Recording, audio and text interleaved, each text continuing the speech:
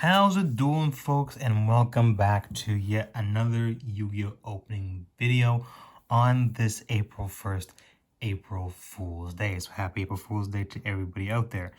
But speaking of fools, of course, the fool specifically is linked to the card number 0 in tarot cards. So today is kind of going to be we're going to have our main opening section, but the main portion of the video is going to be in relation to Yu-Gi-Oh and how tarot has influenced that game as well. So let's open our Duelist Nexus and then we'll hop right into that.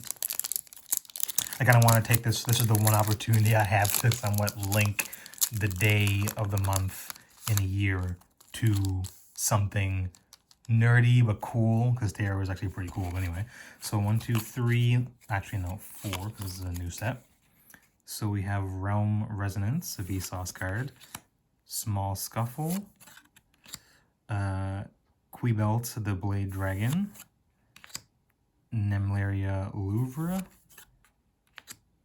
Agnimal Candle, New World Formation, which is another Vsauce card.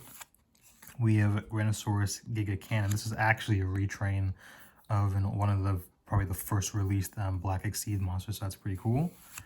We have Jurassic Power, which is the Sword Armor Dragon and King Rex. And we have Hound of Testina, which is a super. This is one I have already pulled, and of course they're guaranteed, but not bad nevertheless. So now moving into the main, it's not actually the main section, it's the specialist section, but it's going to be the main part of the video, of course. So of course, tarot has kind of found its way into a lot of different popular culture things. There's actual tarot readings. So once again, shout out to Dominique, Kate, and Sal. We went on our trip to Salem, of course, so we ventured into the realm of tarot as well. So that was actually really cool, and that kind of like reignited my passion for it as well. And of course, I somehow have accrued 3 tarot decks even before I went on that trip. Now, mind you, 2 of them were supposed to be a gift to one person, but that's a whole nother story that we're not going to get into. But of course, I can shift that negative into a positive and use it for content for this video to help share with you guys. So that's pretty awesome that I was able to do that. And I just honestly, this is an idea that I literally thought of on my walk home from work. So I hope that you guys enjoy that, because of course there is a Yu-Gi-Oh archetype. There's a specific Yu-Gi-Oh archetype that fully functions based on the properties of tarot, and then there are some other archetypes that loosely kind of base their ideas and the designs based on tarot cards as well. So of course that main archetype is known as the Arcana archetype. So of course so I have 3 different tarot decks here, and then of course I have my Yu-Gi-Oh cards. So of course one tarot deck is the Ethereal Visions Illuminated Tarot deck, which I picked up online. Definitely check them out. They have some really cool artwork designs as well for that. Then I also have the Solaris tarot deck. That's actually really nice, which is actually all of the designs are based off of characters from Star Wars, so that's actually pretty cool as well. And the cards are like super thick, super nice. They have this really nice kind of like gold edging on them, so they look extremely nice. So that's really cool. And the last one is actually from something that I kickstarted, which is known as Sephiroth, which is it's a board game that uses tarot cards as well. Now, of course, there are the smaller cards that play a main part. These are what you use for the board game. But when I did the Kickstarter, I think I did like the all-in one, and I actually got some larger ones, which are probably more so used for the reading. The designs of those are super nice as well. But of course, we'll get into the designs when we get into the cards. So now moving into the specific Yu-Gi cards. Unfortunately, there are two of the Yu-Gi cards that I don't have. One isn't really personified specifically, at least to my knowledge, of any of the 12, or I think it's more than 12, but the major Arcana.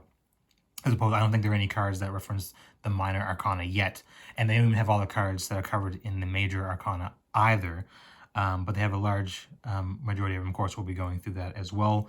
And then I don't have the Fool for some reason, which is a common, and I don't have EX Dark Ruler, but of course we'll get there when it comes. So of course they all have effects that are so their effects are based upon. So when you do an Arcana reading, a card has a certain meaning, whether it's head up, or how do you say this? So basically, whether the card is faced straight up and down like this, or if it is reversed. So when you're doing tarot readings, the cards have a different meaning based upon what position they are actually in. So the effects of these monsters kind of reflect that, where they have two effects based on a coin flip. So you get one effect whether it's heads, and one effect whether it's tails. And normally in tarot readings, whether the card is head up or tail up, sometimes that is a good thing, and sometimes it's a bad thing. So of course the effects of the monsters reflect that as well. So sometimes the effect of the heads is a good effect that benefits you, and sometimes the tails effect is a negative effect that actually harms you. So of course the first one was the Fool, which his effect is it can't be destroyed by battle. It cannot be changed to defense position. And when this card is summoned, toss a coin. If heads, negate the effect of your cards that target the Arcana Force 0, the Fool. And if it's tails, it's the reverse. So your opponent's effects that affect this card are negated, and those cards are destroyed. So it's funny because with all the other cards, the heads effect is actually a positive effect for yourself, but I think they kind of made a little bit of a joke of, because it's Arcana Force, the Fool, that the typical positive effect is actually the negative effect for you. So that's the one case where you actually want to flip the coin to tails as opposed to flipping it to heads. So of course, unfortunately, I don't have that card to show you for the Yu-Gi-Oh, but I have the three other cards to show you. So of course, the Star Wars based tarot cards, we have the Fool, which is this card here, which is actually it's really nice. That the cards are actually absolutely amazing. They're nice and thick. They have really nice designs on them as well. So that one is for the Star Wars cards. So we had the Fool, and then for this the Sephiroth card. Oh, I have to put these actually face up because they're in reverse order. For the Sephiroth cards, we have the Fool, which is this, and that's kind of the design for that. And like, I really also like, sorry for the phone ringing in the background. I really also like the designs of these cards, and specifically with the Sephiroth cards, and we'll get to that when we get to the Lovers. It's very, they're very inclusive. So of course they have people of different, they personified people with different races, genders, and also sexual orientations, which is actually super cool. So of course we'll get into that when we get to the Lovers specifically. And of course, for the ethereal visions, we have the Fool card here, which is pretty cool.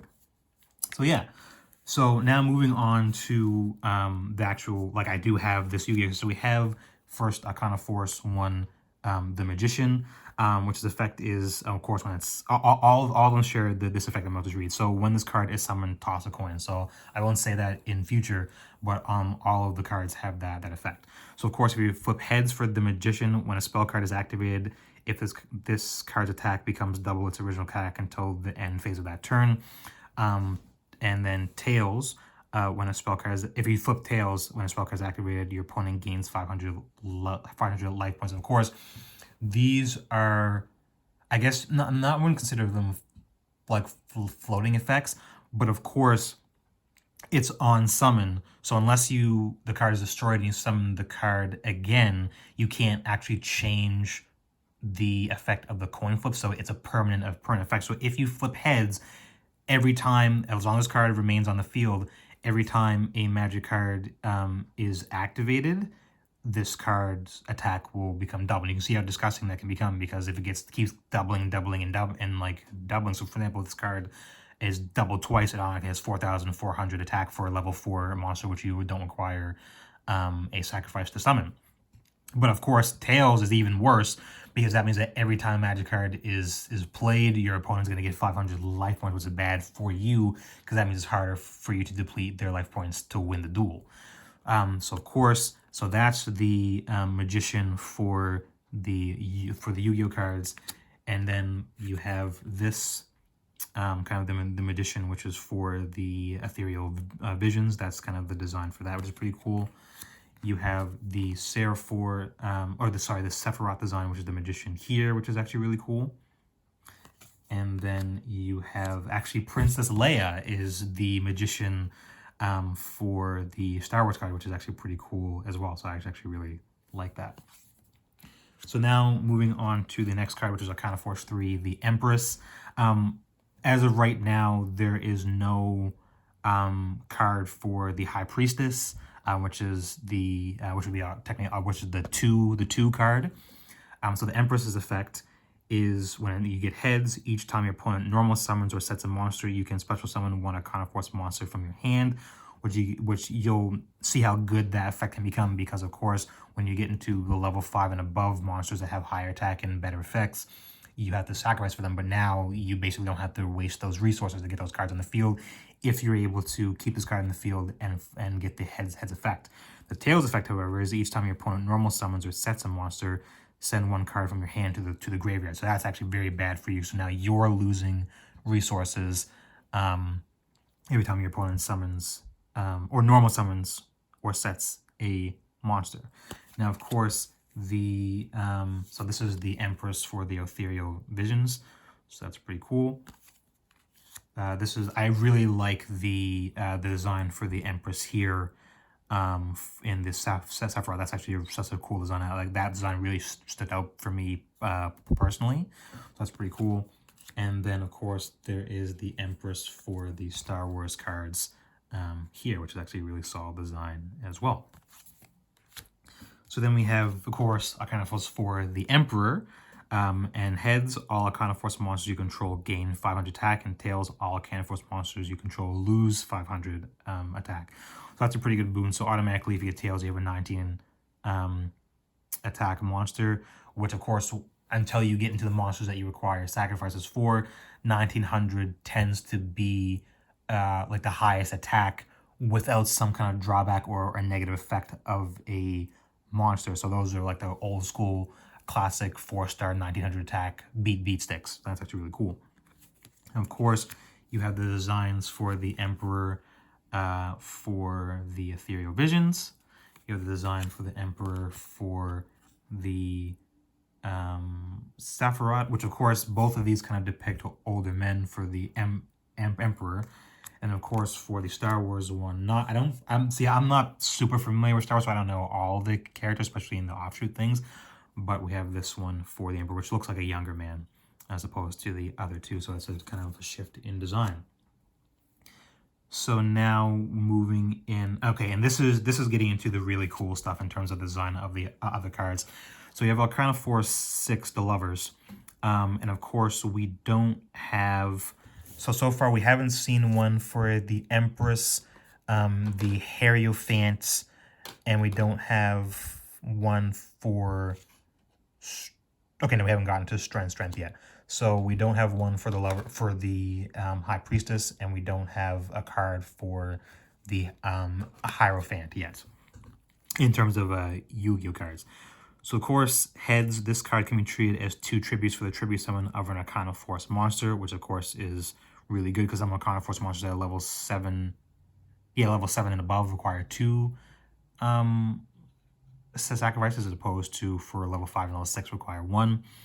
And then if it's tails, you cannot tribute summon. You can't tribute summon Arcana Force monsters. So that's actually really bad. It's a really bad tails effect because that locks you out of actually summoning your higher level Arcana Force monsters. So this is really a gamble. This is probably one of the more gambly Arcana Force cards when it comes to having their effects proc off. Now, of course, we have the Lovers in the Ethereal Visions one, which is pretty cool. We have the Lovers for the Star Wars one, which believe it's depicting Ray and oh, I can't remember his name. The guy with like the cross hilt lightsaber from the dark side. Sorry, I apologize. I know I'm probably gonna get some groans from the Star Wars fans out there, but I forget his name off the top of my head. Now, the really cool thing is in the Sephiroth, there are actually 3 versions of the card, which is pretty cool, which is kind of personifying love from both personifying love from all forms of love. So whether it's gay, lesbian, or heterosexual, it's kind of personifying all 3 of those, which I actually thought that was super cool, that they actually did that in these cards. I thought that was actually a really cool kind of unique detail that they added. So I actually really like that. So now moving on to the next one, which are kind of Force 7, the Chariot. Of course, heads, this card, if this card destroys an opponent's monster by battle, you can special summon that monster to your side of the field. Tails, your opponent gains control of this card. Now, the nice thing about that, I'm not sure if it works like this, because that would technically be considered an infinite loop, and Yu-Gi-Oh doesn't like infinite loops. So with control of this card changes, I don't think it can, that your opponent is technically summoning the card. Now, if that is the case, however, then that means that they also can potentially get the Tails effect and the card can switch back to you as well. Of course, back then, there's not really as much problem solving card text as there is now, so I'm not sure. That would be one of these things that you would need a judge to rule if that happened if you were at an event. So that's really cool. That is the Chariot for them. Of course, we have the Chariot for the Ethereal Visions, which is this one here. We have the Chariot, which is actually another really cool design that I like for the Sephiroth cards. Not to be confused with Sephiroth. And then we have the Chariot card for the Star Wars tarot card as well. So then now we're moving on to a bunch more that we actually don't have. So we do not have one for Strength. We don't have one for Strength. We do not have one either for the Hermit. We do not have a Yu-Gi-Oh card for Justice. Now, there is one technically for the Hanged Man, but it's an anime-only card. And actually, that brings up the character. So this is a character from Yu-Gi-Oh GX that uses the Arcana deck.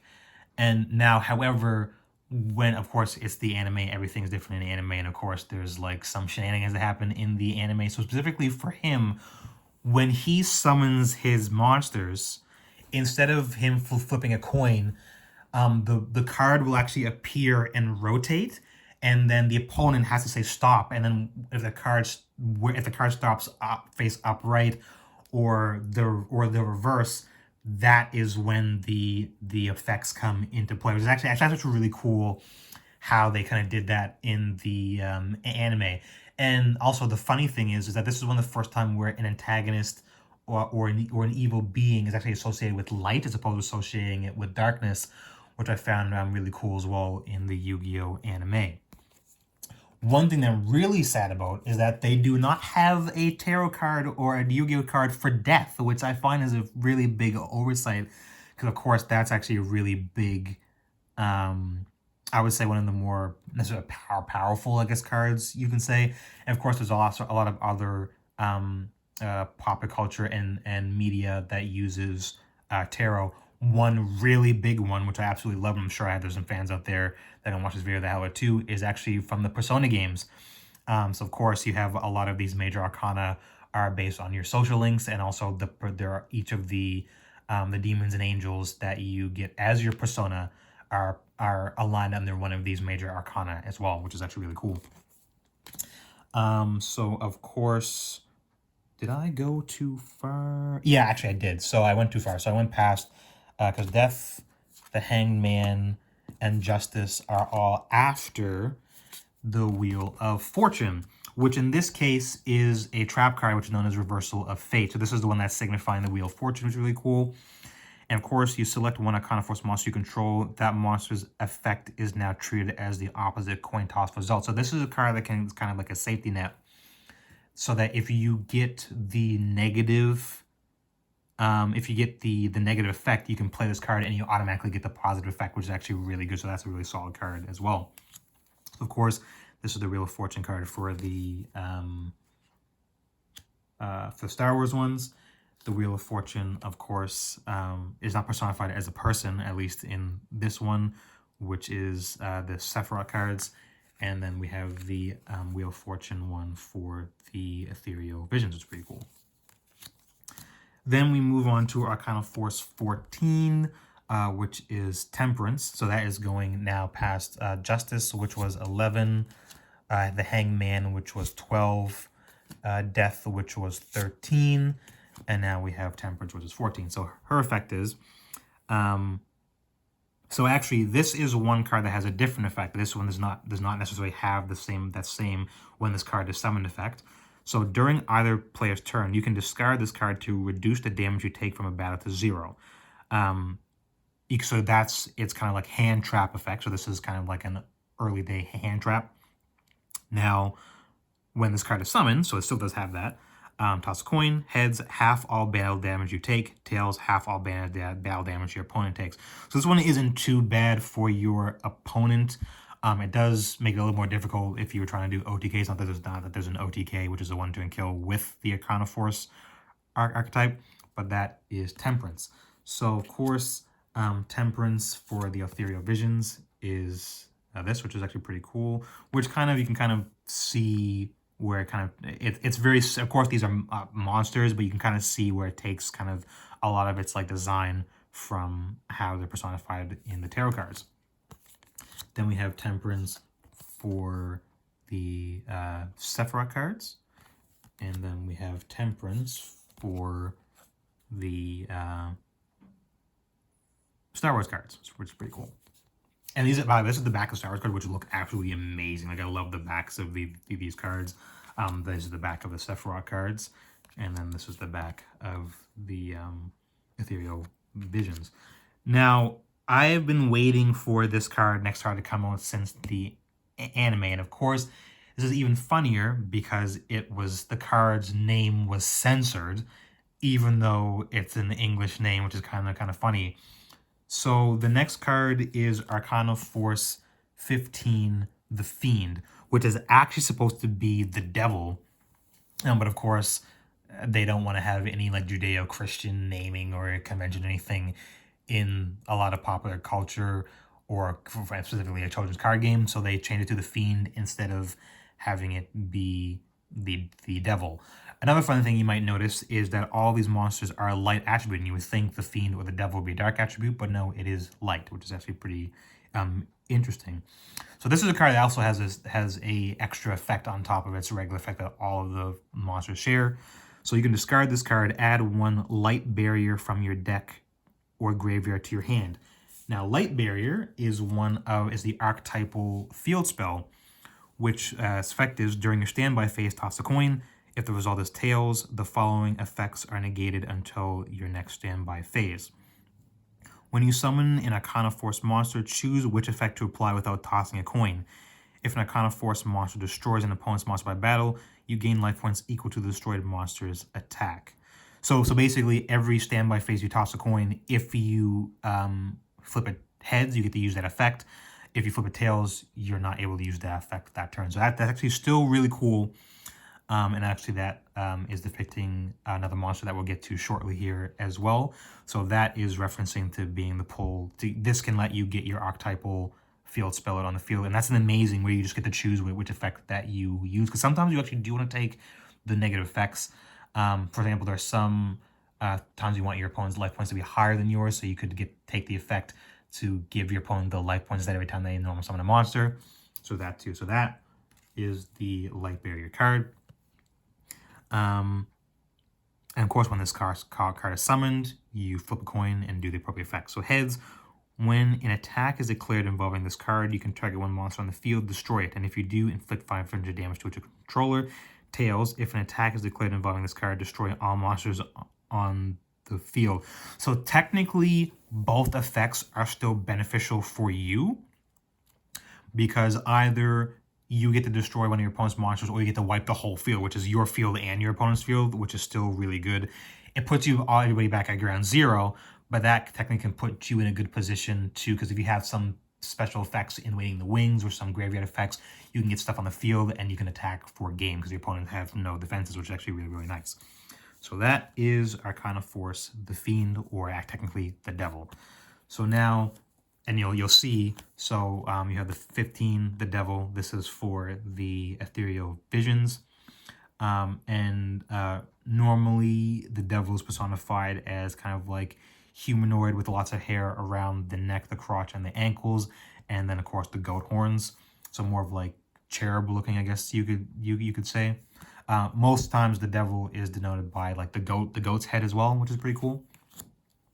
Then we have the Devil personified in the Sephiroth, looking a little bit more demonic there. And then we have the Devil personified in the Star Wars cards. That's pretty cool. So of course Devil's 15, 16. We do not have a Yu-Gi-Oh card for the towers. 17, we do not have a card for the Star Arcana. We do have one, however, for Arcana Force 18, which is the Moon. And its effect is and this is one of the stronger cards, so this is a level 7 monster, so you would need the 2 sacrifices to summon this card, which is where if you get the beneficial effect of the Lovers, you could use that to summon this, which is 2800 attack and defense card, which is really cool. Oh yeah, that's another thing. All of the Arcana monsters have the same attack and defense, which is another really cool thing as well. So the Head's effect is during the standby phase, you can special summon 1 Moon token, Fairy type, light, level attack and defense 0. Tails, during each of your end phases, select 1 monster you control and give control of it to your opponent. So that's actually a terrible Tails effect. But the Head's effect is good because you can get tokens on the field. And you can basically, it's a token generator. You can use those to sacrifice to summon other cards. Or now in modern day, you can link those off to summon link monsters as well. So potentially in the future, if they do expand on the Arcana Force archetype, they may venture into monsters in the extra deck, because currently this archetype has no extra deck monsters, only has main deck monsters. So we could see a fusion monster, we could see a synchro monster, which is the white cards, exceed monster, the black cards, a link monster, which are the blue hexagonal cards. I doubt we'll see ritual cards, which are the blue cards as well. But yeah, so that is Arcana Force 18, the Moon. So of course we have the Moon here depicted in the Ethereal Visions here. We have the Sephiroth cards, which we have that here, the Moon, of course. And then we have the Moon depicted here as him in the Star Wars cards. So then finally, our last card that actually has a depiction in the tarot cards is Zawaludo. No, I'm just kidding. That is a JoJo reference. So we have Arcana Force 21, which is the World, which is a level 8 monster. Of course, still need those 2 summons. This is actually a really cool card. I was able to pick this up. I don't normally buy singles, but it was past the time where I was able to actually pull this card out of a booster pack, and finding Light of Destruction boosters is probably difficult to find. If you do, they're probably very expensive. Speaking of, so all of the Arcana Force cards to date come from only 3 places. So Light of Destruction, which is the main bulk of the cards we've already seen, specifically the Fiend, the Devil, comes from Maze of Millennia, which just released in this past January 19th, 2024. Light of Destruction released May 13th, 2008. And of course, the one final card, which I'll show you, was a Shonen Jump promo, which was released in November 2008. So it released just ahead of the main bulk of the archetype in May for Light of Destruction. So of course, the world's effect is during your end phase, the head's effect, you can send 2 monsters you control to the graveyard to skip your opponent's next turn, which is absolutely disgusting. This is a I'm not letting you play card, and especially if you have the field spell on the field, which is specifically it depicts this card, so that's the world right there. And you happen to flip, so essentially you could get 2 chances to proc this effect if you flip heads on that effect. Because, for example, you could play this card, or you can even do it again if you use the Reversal of Fate, and you can just so basically there's so many ways, since you can have 3 Reversal of Fates, you can essentially have 4 to 5 chances of getting this the beneficial effect. So Tails effect is during your opponent's draw phase, add the top card of their graveyard to their hand. So basically, they are going to be getting 2 cards per draw phase if the negative effect procs off as well. So of course, we have the world depicted in the Ethereal Visions here. We have the world depicted in the Sephiroth cards, which those are very similar depictions between those 2 ones, which is pretty cool. And then we have the final tarot card with the Star Wars ones depicted here with Rey as well, which is pretty cool. So there's still a couple more cards, but that is it for the cards that are depicted specifically in the tarot and where they share them with the Yu-Gi-Oh cards. So there are three more cards.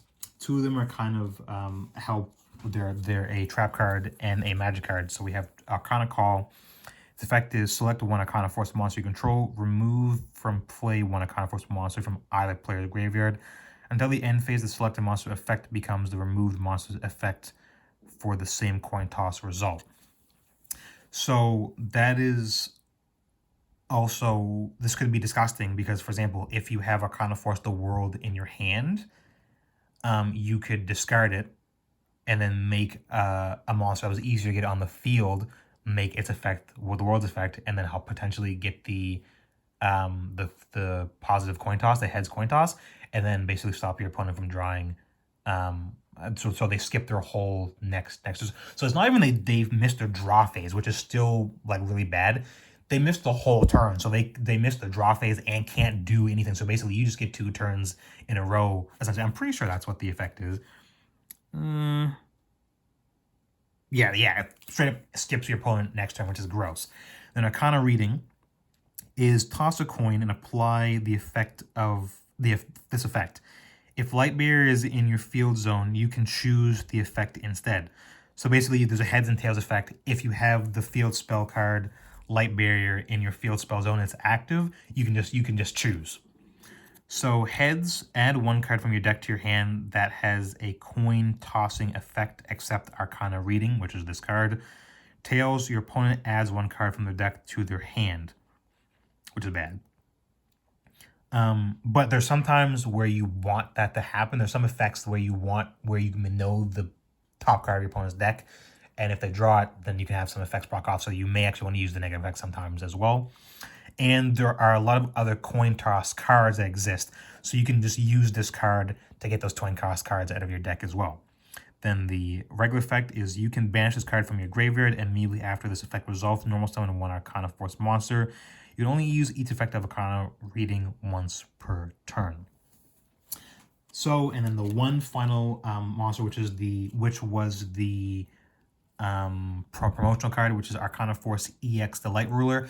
I don't have EX, the Dark Ruler, unfortunately, either, but it's a very similar artwork, kind of mirrored, and I believe that is the one card that is actually has Dark attribute.